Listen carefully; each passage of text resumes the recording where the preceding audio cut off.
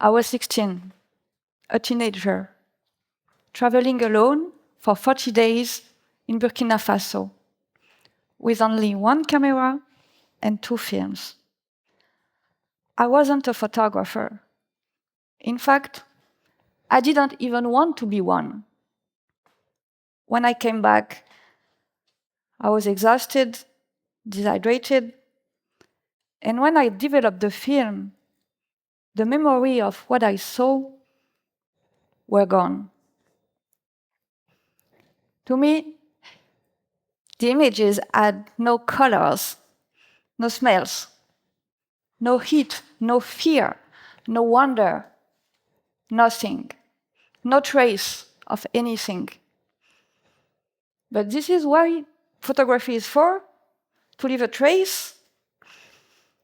That was the first day of the rest of my life as a photographer. Since then, photography has been more than a profession. It's become an obsession, a commitment, with one haunting question: who are the others? And who decides how they are seen? Today, as a documentary photographer, I observe how minorities groups are perceived, how they perceive themselves, and how they are represented.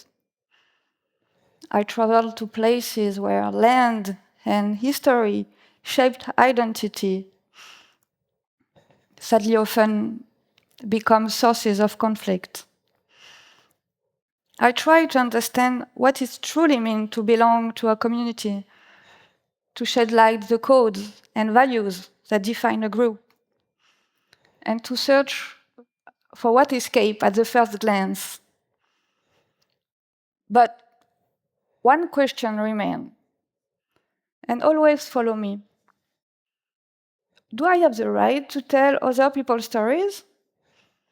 As a Western photographer, how can I represent communities I don't belong to without reproducing cliches or carrying unconsciously a colonial vision?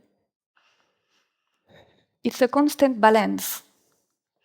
To document without betraying, to show without imposing. It's about questioning, not judging, because documentary isn't moral by nature. That's an illusion.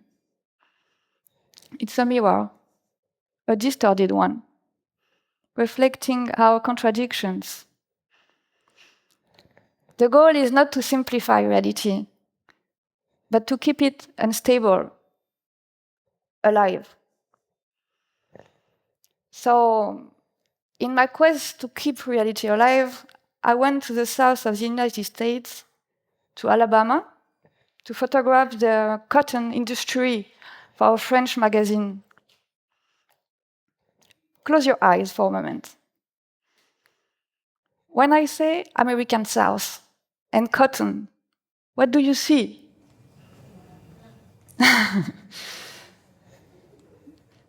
It is Gone with the Wind? Or maybe Django Unchained? Or Walker Evans? Everyone has their own imagery. But what did they see, the people I photographed? What is their imagery? The cotton is a scar in the American landscape where identities is inherited, has been carried for generations. The focus was clear. What is the visible or invisible legacy of slavery?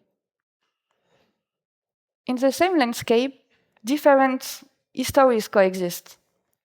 People live side by side, sharing the same ground, but seeing it through very different lenses. My work is not about taking sides. It's about showing how history continues to shape who they are today. Identity is not fixed. It keeps changing with the stories people tell about their past and how they see themselves. When you arrive at the Billy and Greg farm, a family of Afro descendants once enslaved, one of the first things you see is an old Confederate flag that still flies in their neighbor's farm. A brutal reminder of all they lived through. We don't want to be associated with that period anymore. Greg told me once. Can our story be summarized by these stories? It also made me question my own gaze. How could I photograph a landscape marked by violence without reducing people to victims or oppressors? As a photographer, I make a choice.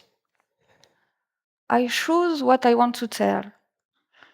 The work happens long before being out in the field, months of getting to know a subject, understanding it, building trust. Everyone has the power to simplify, interpret a reality. It made me realize that behind every photograph, there is another narrative, the interpretation of anyone who decides to look. Then, as a flipped mirror, when I went to Alabama, I told people I was from Paris, France. As you notice with my accent, but they were surprised because they had heard that Paris was really dangerous. A no-go zone. Full of bedbugs too, scandal.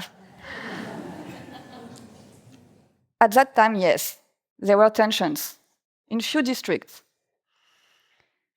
And if you didn't know the city, it was probably easy to imagine that all the city was burning. So when I came home, I realized how often do we define people by the place where they live? As a photographer, I often ask myself, I work with groups that seem closed or invisible minorities, but what am I looking to see? What am I projecting into them? Can I photograph without turning it into a show? That hesitation is a space where ethics begin. Because images are not neutral. They can freeze and stereotype. They can reveal and question. They can testify, but they can also manipulate. They can enlighten, but they can also erase. To me, photography is a mirror, distorted, imperfect, but necessary. A mirror that doesn't give answer, but asks better questions. Because every photograph is a dialogue between two subjectivities. One, mine, as a photographer, and yours, as a viewer. A photograph is never just about what we see, but what we choose to see. And for me, it's more than a choice, it's a responsibility to prove that fair and nuanced reporting still exists, and that is essential. Ability as a photographer is to shift perspective, question convention, create a movement in a social perception, and perhaps the only truth an image can hold is a fragile reflection about who we are and who we still might become. Thank you.